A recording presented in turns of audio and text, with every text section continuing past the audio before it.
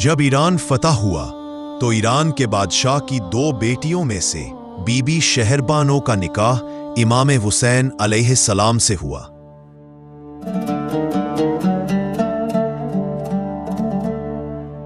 शहरबानो की एक कनीज थी जिसका नाम शीरी था। जब इमाम हुसैन ने शीरी को आजाद कर दिया और उसे अपनी आबाई वतन वापस जाने का कहा तो शीरी ने अर्ज किया, आका, सब बीबियां अली अकबर की शादी की बात कर रही हैं।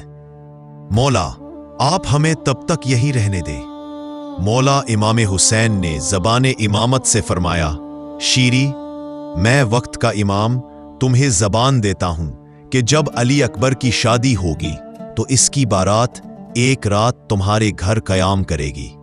ये 27 मुहर्रम सन 61 हिजरी का दिन होगा। ये सुनकर शीरी खुशी से निहाल हो गई। वक्ते रुखसत बीबी ज़ैनब बिनते अली के पास आई, पांव पकड़े और कहने लगी, बीबी, अपने साथ मुझे बहन बेटी की तरह रखने पर आपका शुक्रिया। फिर पाक बीबी ज़ैनब से किसी खास नसीहत की तलब की। जवाब में इमाम अली की बेटी और इमाम हसन मुज्तबा और इमाम हुसैन की हमशीरा बीबी ज़ैनब सलामुल्लाह अलैहा ने फरमाया, शीरी, जब भी कहीं कोई कैदी देखो तो उनकी जो भी हाजत हो वो लाजमी पूरी करना। शीरी ने वादा किया और अपने आबाई वतन वापस चली गई। यहां पर इसका निकाह ज़ुहल अस्कलानी नामी एक शख्स से हुआ। वक्त गुजरता गया।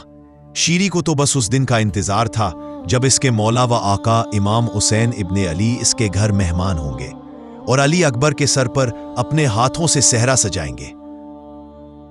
आखिरकार 27 मुहर्रम 61 हिजरी का दिन आ ही गया। शीरी अली अकबर की बारात के लिए तमाम इंतजामात मुकम्मल कर चुकी थी। उसने अपने खावंद को शहर से बाहर उनके इस्तकबाल को भेजा, लेकिन शाम को उसका शौहर परेशान हाल वापस आया और कहने लगा, अली अकबर की बारात का तो दूर दूर तक कोई निशान नहीं। अलबत्ता यजीद बिन मुआविया का लश्कर जरूर है जो शाम जा रहा है।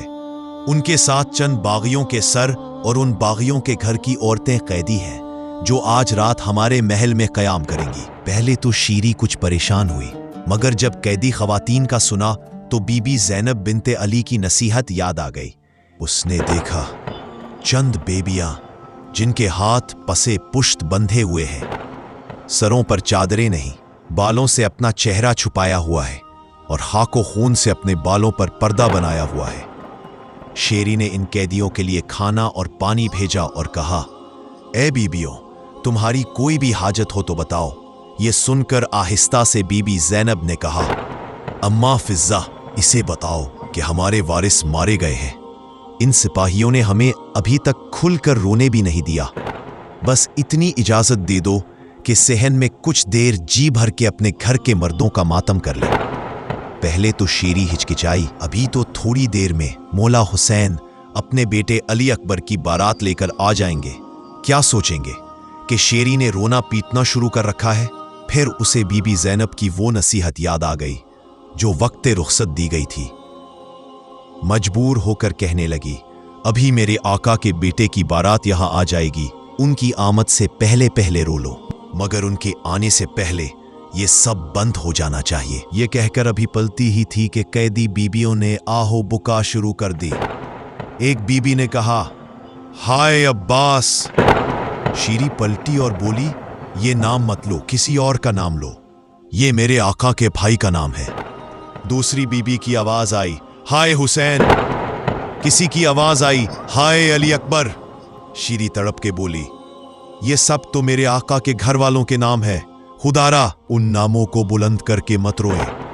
इतना सुनना था कि बीबी ज़ैनब ने अपने चेहरे अकबस से बाल हटाए और फरमाया, शीरी पहचान, मैं ही अली और फातिमा की बेटी हूं, मैं ही हुसैन की हमशीरा हूं। वो जो सामने नीजे पर सर है ना, जिसकी रीश के बाल सुर्ख हैं, वो तेरे आका हुसैन का सर है, जिसे दरिया के किनारे प्यासा लबे तिश्ना शहीद किया गया।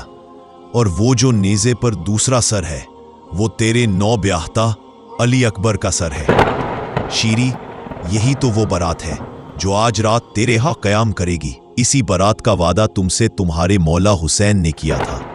ये सुनते ही शीरी अपना सर पीट लेती है اور بیبیوں کی آہ و فغاں میں مزید ایک دلخراش آواز شامل ہو جاتی ہے۔